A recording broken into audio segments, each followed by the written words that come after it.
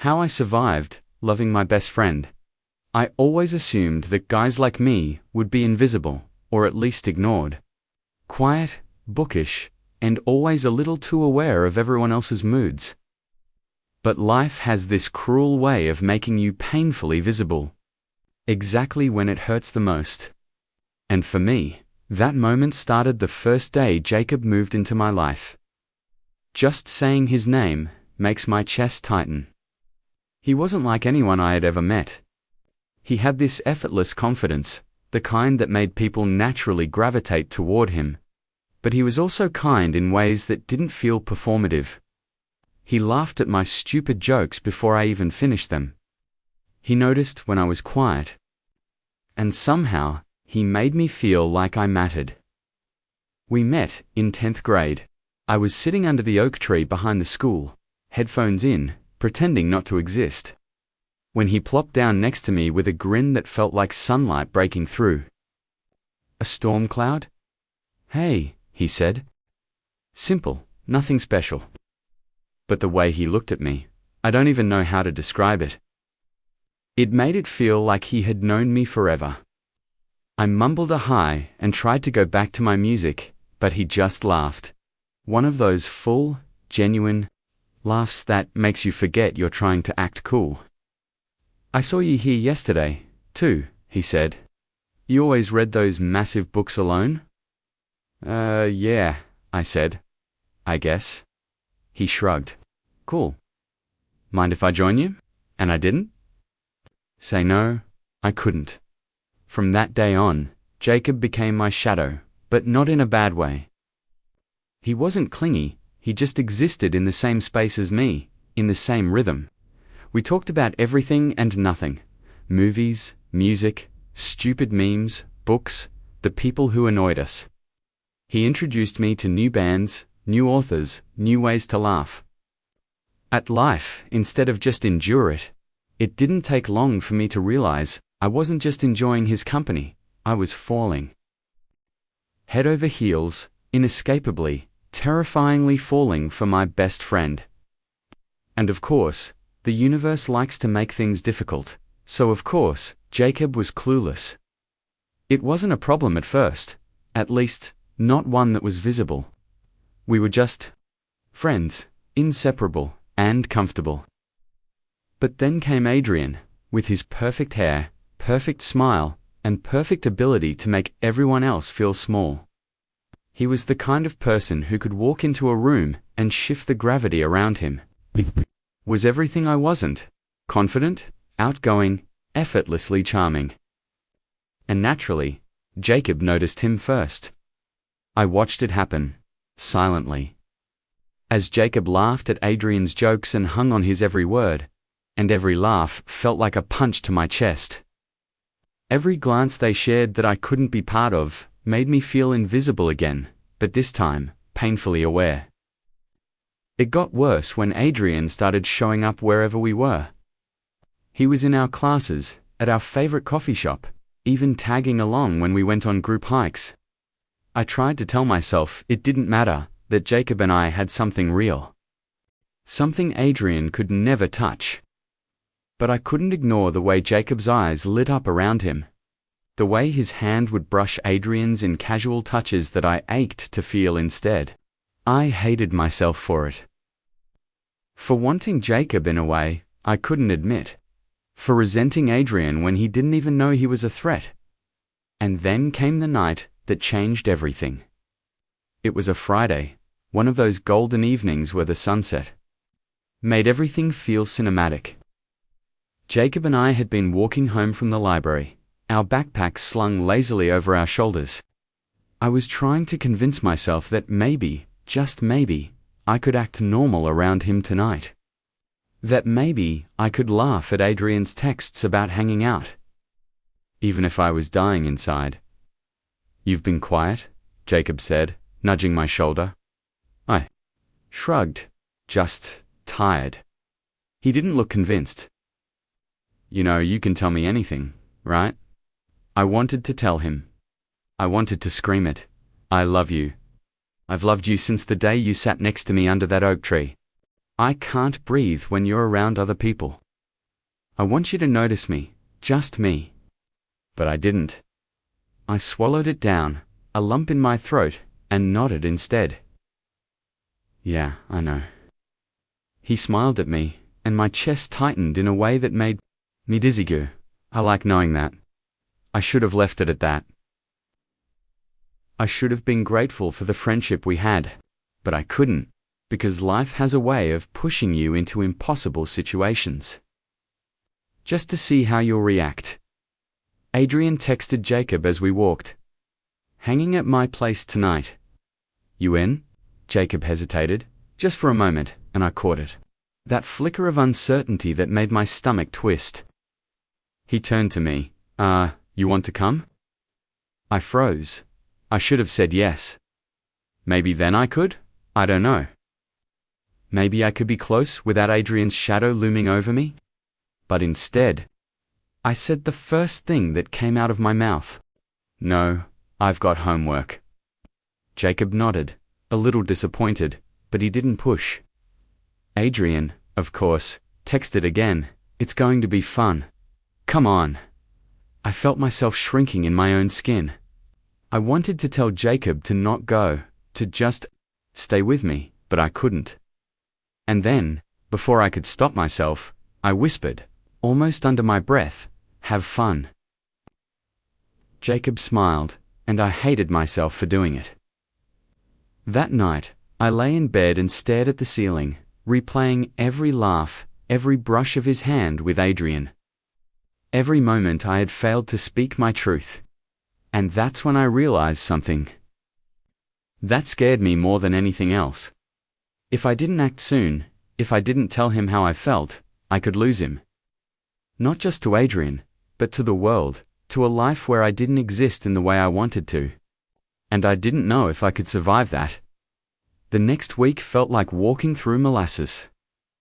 Every interaction with Jacob was a mix of comfort and torment.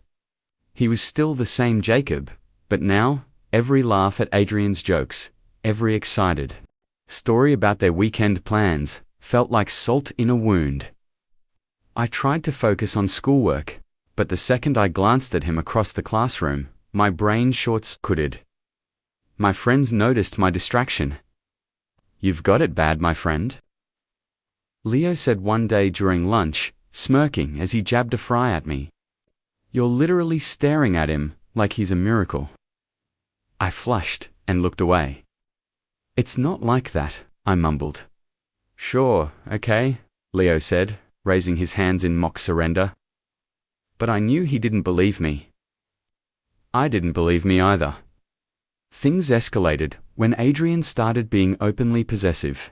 He'd stand a little too close to Jacob in the halls, whisper things I couldn't hear but knew were flirtatious. He'd tease Jacob about hanging out without him, and Jacob would just laugh, brushing it off. But I saw the way Adrian's arm would brush against Jacob's, the subtle touches that Jacob didn't resist. I hated feeling like I was competing for someone who didn't even know I existed in that way. I hated myself for the jealousy that ate at me every day. I hated that I couldn't just tell Jacob the truth and risk everything. And then came the first real confrontation. The moment I realized that Adrian wasn't just an obstacle. He was actively trying to keep us apart. It happened in the library. Of all places. I was tucked into my usual corner with a stack of books when Adrian appeared, leaning against the edge of my table like he owned the place. Hey, he said, his smile too sharp to be innocent. Hanging out with the quiet kid today? Jacob, who had just walked up to hand me a borrowed notebook, looked confused. Yeah, we're just studying. Adrian's gaze shifted to me, then back to Jacob. Cool, don't want to keep you. From your fun, he said, voice dripping with something I couldn't quite name. I bristled. There was a tension in the air that made the library feel smaller, suffocating. We're fine, I said, too loudly, my voice shaking. Adrian leaned closer, lowering his voice. Just saying, you shouldn't spend too much time with losers. could be bad for your image. My chest tightened. I wanted to hit him. I wanted to tell him to back off. But I didn't. I just sat there seething, while Jacob looked between us. Uncertain. Adrian finally straightened up and smirked. Anyway, catch you later. And with that, he left, leaving a silence that felt heavier than his presence. Jacob frowned. Are you okay? He asked, concern etched on his face. I nodded quickly. Yeah, fine. But I wasn't fine. Not even close. Adrian wasn't just a rival. He was someone who was deliberately trying to wedge himself between the only person I had ever loved and me. And the worst part was, Jacob had no idea what was happening. I realized then that I couldn't wait anymore. I couldn't just hope Jacob would notice me, hope he'd feel the same way. I needed to act. But how? How do you confess your love to your best friend when there's someone else actively trying to take them away, when every instinct in you screams to protect what's yours, but every moral fiber tells you to step carefully? And then, the unthinkable happened. I overheard Adrian talking to one of Jacob's friends in the cafeteria. Jacob's mine? Adrian said, smirking. He's too naive to see it, but I'm the better choice. Isaac, please. He's cute in a sad way, but he's nothing compared to me. Nothing compared to him. That was all it took. Every restraint, every fear, every hesitation I'd been holding on to shattered. I realized something in that moment. If I didn't fight for Jacob, if I didn't tell him the truth, I would lose him forever. And I wasn't going to let that happen. I couldn't stop thinking about what Adrian had said. The words echoed in my head, and every time I replayed them, it felt like a knife twisting in my chest. I had always known Adrian was a problem, but hearing him say it out loud made me realize how serious this was. I tried to focus on schoolwork, on keeping my head down, but it was impossible. Every hallway, every classroom, every lunch period felt like a battlefield. Adrian was everywhere, and Jacob was caught in the middle without even realizing it. And I was stuck, paralyzed by my own fear. I tried subtlety at first. Small gestures, sitting closer, sharing notes, laughing at his jokes more openly, but Adrian countered every move effortlessly. He had that way of leaning just a little too close, of brushing hands against Jacob's in a casual, possessive way. That made my stomach churn. I felt like a ghost in my own life, always visible, always ignored when it mattered most. Then came the day I realized subtlety wasn't enough. It was after school. I had planned to walk home with Jacob, to have a quiet moment where maybe I could finally work up the courage to tell him how I felt. But Adrian was leaning against the brick wall outside the cafeteria, smirking like he owned the world. "Hey, Jake," he called out, his voice smoothed and dangerous. "You coming, or what?" Jacob hesitated. I could see it in his eyes, the slight uncertainty, the pull between the safe comfort of my friendship and the thrill of Adrian's attention. I couldn't watch it happen again. Not like last Friday. "Jacob," I said, stepping forward, my voice sharper than I intended. "Don't go." Adrian turned his head, eyes narrowing. "Excuse me," I said. "Don't go," I repeated, louder. This time, my heart was hammering, and I felt my hands tremble. "Stay here. With me." For a second, the world seemed to stop. Jacob's eyes widened. He looked at me like I had suddenly grown a second face. Adrian's smirk faltered, replaced by something sharp and calculating. "You've got a lot of nerve, Isaac," Adrian said, stepping toward me, his tone low and threatening. "This isn't your fight." "It is now," I shot back. Jacob blinked, clearly shocked, but didn't intervene. He just looked from Adrian to me, uncertainty and fear in his eyes. Adrian sneered, like he found me amusing. "Wow," he said. "This is pathetic. You actually think you can compete with me?" "I don't care about competing," I said, my voice shaking. But I stood my ground. "I care about Jacob. And if you're too blind to see that, then maybe you don't deserve him." For a tense moment, neither of us moved. Then, with a dismissive laugh, Adrian turned and walked away. But not without one last smirk in Jacob's direction. Like he was leaving a claim or a mark. Jacob didn't say anything for a long moment. I could feel the tension crackling between us. "Finally," he whispered, almost to himself, "Isaac, why didn't you say anything before?"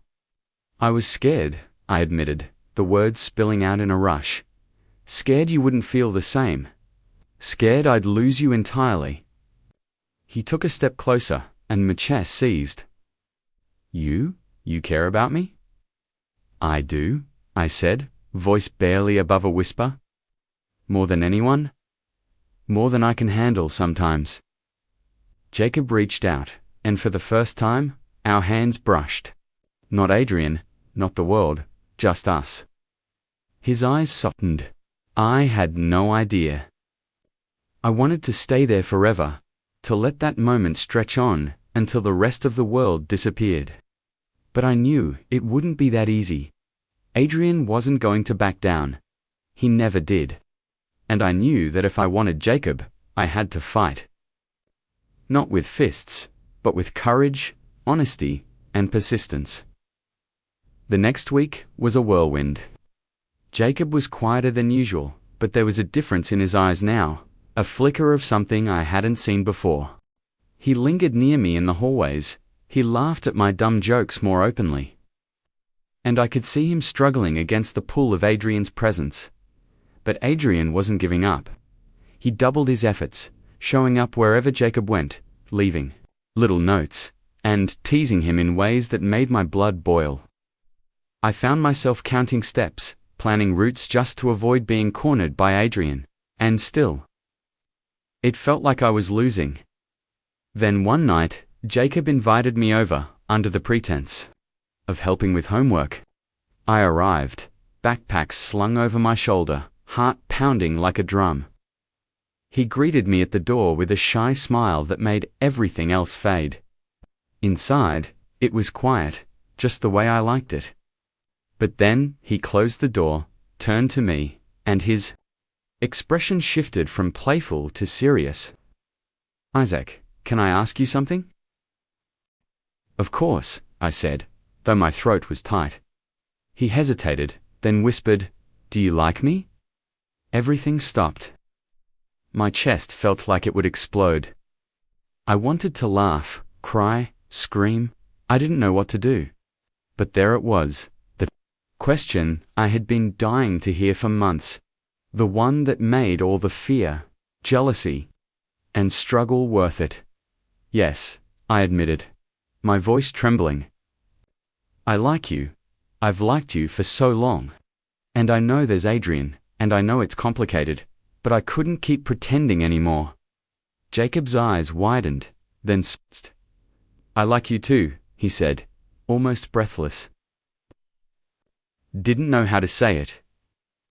I didn't want to ruin our friendship, but I feel the same way. Relief, joy, and disbelief all collided in my chest. I wanted to reach out, to touch him, to make this real. And I did. Our hands intertwined, fingers lacing together naturally. Like they had always been meant to. But the fight wasn't over yet. Adrian still lingered on the edges of our lives, smirking, scheming, trying to pull Jacob back into his orbit. I realized. Then that loving Jacob wasn't just about admitting my feelings. It was about standing by him, defending him, and proving that love wasn't a game to be won, it was a bond to be nurtured. And I was ready. The coming days were tense, but Jacob and I grew closer. We found small moments of joy. Quiet walks, stolen lunches, and late-night conversations that stretched until sunrise. Every laugh, every touch, every glance reminded me that I wasn't invisible anymore. Adrian tried to interfere one last time through text messages, but each attempt only pushed Jacob and me closer. By the time spring rolled around, the tension had eased.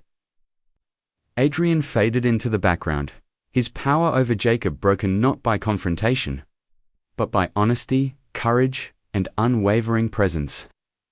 And for the first time in my life, I felt seen, heard, and loved in return. I realized then that sometimes the hardest battles are fought not with fists or words, but with hearts laid bare, vulnerabilities exposed, and a refusal to let fear dictate your life. And Jacob was worth every second of the fight.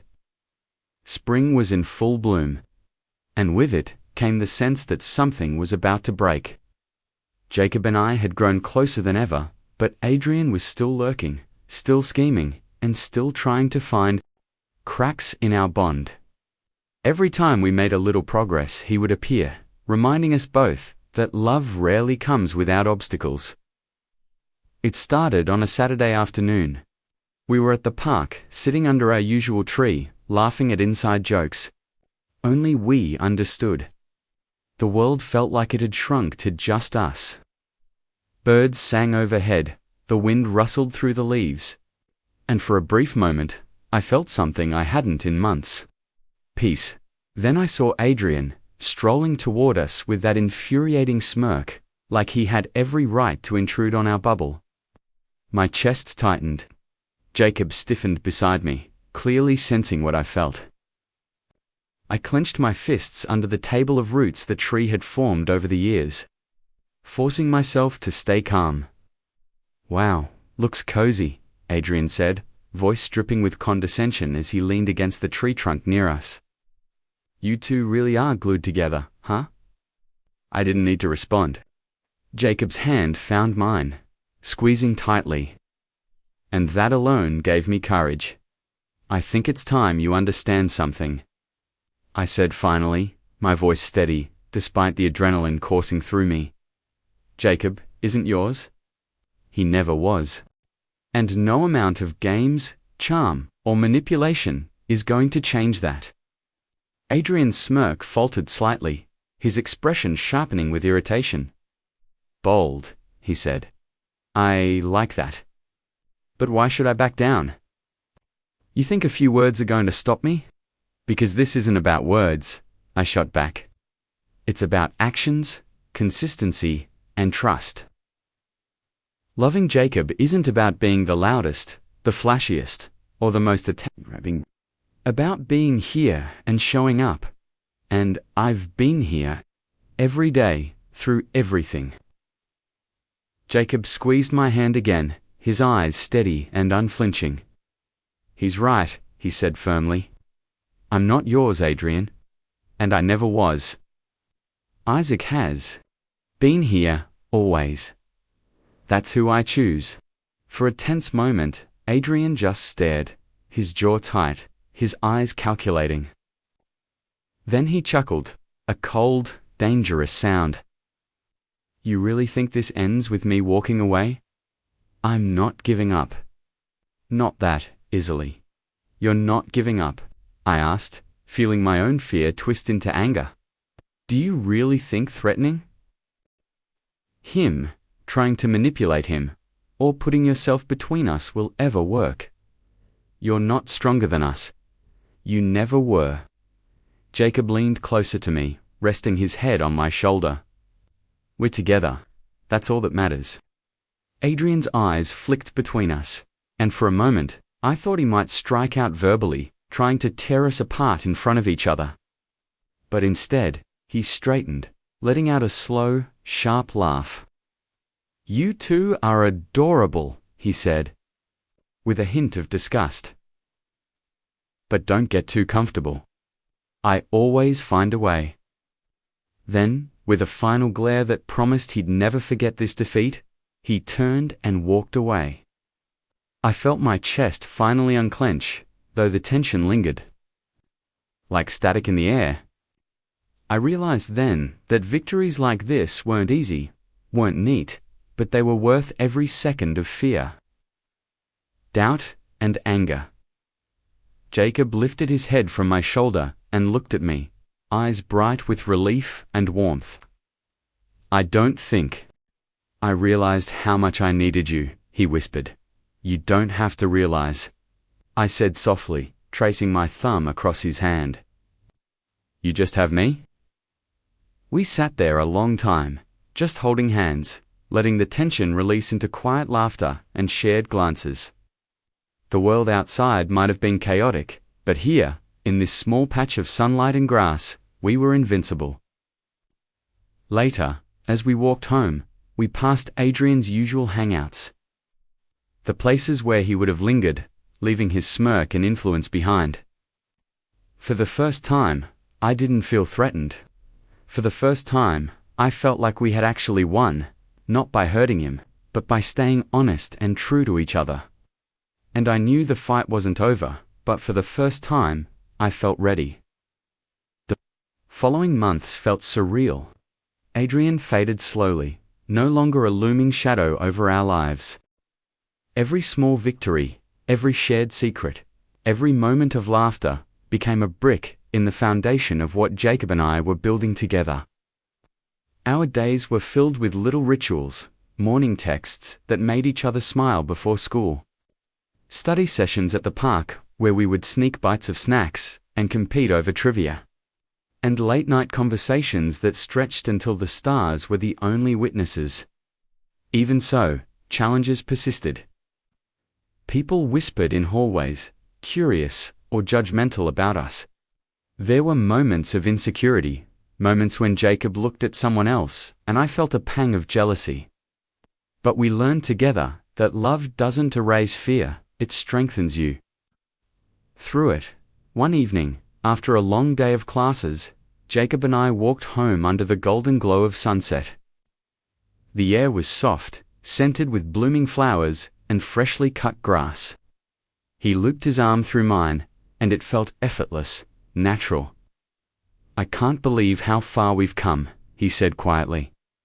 I used to think loving someone like you was impossible, I smiled. Impossible isn't real, I said. Not for us. He looked at me, eyes sparkling. I guess we proved that. We stopped near the park, under our tree, and he turned to face me. Isaac, I want to be open about this, about us. I want to hold your hand, kiss you, and not care who sees it. I love you. Fully and completely. My chest swelled. I love you too, I said, voice breaking with happiness. And I promise. I'll never let go. Not now, not ever.